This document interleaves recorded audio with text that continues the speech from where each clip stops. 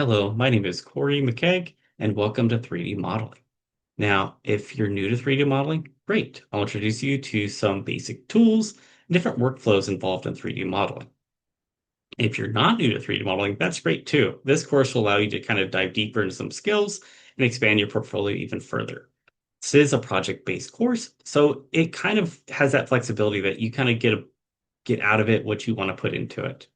Now, this is our Canvas page. This is where most of our information for what's going on, what's due, will be posted. I'll try to post videos every Monday or so. I'll give a general tutorial if I need to.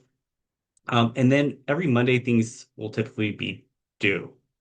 Every assignment, that's why I kind of have it lined up so far.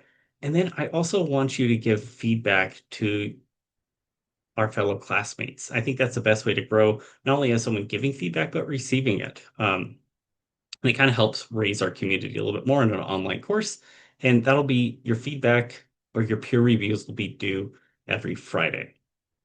Now, go ahead and take a look at the syllabus a little bit deeper on your own, but I'll go through some of the basic key points. So I do have office hours. I'm over in McGill 233. My office hours, I think for online, I think the best way to get a hold of me is to email. I will try to respond within a couple days. If it's after 5 or on the weekends, it might be a little bit further. We'll take a look at a couple more options on how to kind of communicate, ask questions, and all that. The software we're going to be looking at using mostly is Blender, and we'll kind of go through that here in a second. And then near the end of the course, we'll talk about how to incorporate these into game engines. Um, so we have three main projects, and we'll kind of look at these a little bit more detail as they come up throughout the course. And then we have these homework assignments, which are more about, kind of learning some basic skills and then applying them in these larger projects. So late work is not accepted. Make sure that you're turning your stuff in on time. Even if it's not finished, and even if you're not super 100%, proud of it, that's okay. I will always give you time to, resubmit work after receiving feedback, but you need to turn it in by its original due date. Collaboration, we'll talk a little bit more of that here in a second, but this is an online course, but I think the best way to grow again as an artist is to kind of, collaborate, ask questions, get feedback from your peers and fellow classmates as well. So I have a tentative schedule here on the syllabus as well, which will kind of correlate to our Canvas modules. And we'll kind of look through if you kind of want to like just take a glance at like, okay, what's happening? What are we doing this week? This is just kind of a general outline of what that is. So let's go back to our modules and we'll kind of see what we're working on this week. So one of the things we're going to be using for communication is Discord. So Discord is a communication tool often used in the industry. And this will be a great way to kind of like, kind of keep this community within an online environment, ask questions. Again, not just to myself, but to your fellow classmates, share work in progress. Just kind of check in and let us know, what you're working on, what you're up to, and form a community. We do have a lab on course on campus now too, over in McGill. But again, this online environment really helps us kind of stay connected and grow together. The second thing we're going to be looking at is ArtStation. Now, ArtStation is owned by Epic, and it's an online portfolio thing for portfolio system for digital artists. And it's a great way to like, share your work and kind of start holding yourself accountable. I mean, the most important part of, your work you do in this course is thinking about stuff you can start building your portfolio now, because that's going to better way more in the long run than, your grades in some respects. Showing really what you can do is going to explain a lot more. So really thinking about the work you're building in this, like stuff that you feel comfortable with in a public portfolio. So try your best. But also, when you're just looking at different inspirations and stuff like that, ArtStation is a great site for that as well.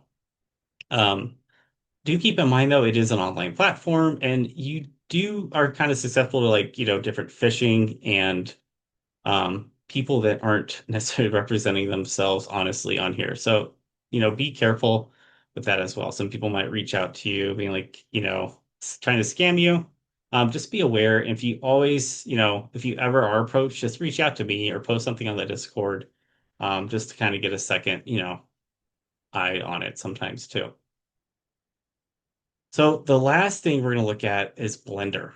And if you go to blender.org, download it. Usually, they'll have like the whatever the latest, the LTS long-term stable support version is.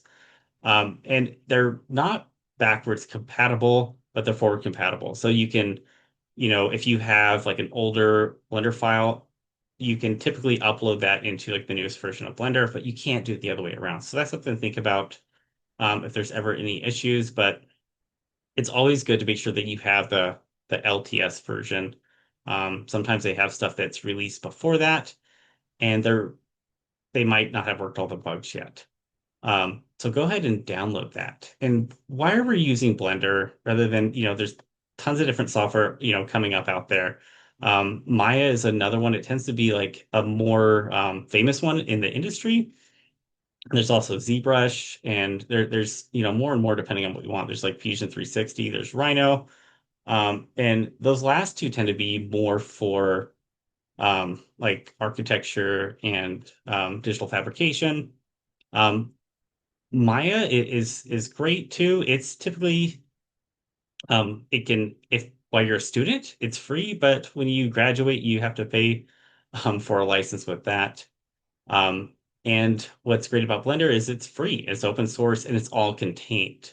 We'll kind of be looking at the different things you can do in Blender, but you can do a lot within it. You can do, texture painting, you can do sculpting, and often you're kind of seeing like stuff like sculpting done in different softwares if you're using stuff like Maya, like you're having to like export it out to ZBrush or doing texture painting in Substance Painter. And what I like again about Blender is it's all within the same software program. It's free, and a lot of these skills you're going to be learning in them are transferable as well. So go ahead and download it. And then once you download it, go ahead and install it. And then in our next video, we'll take a look at working in Blender.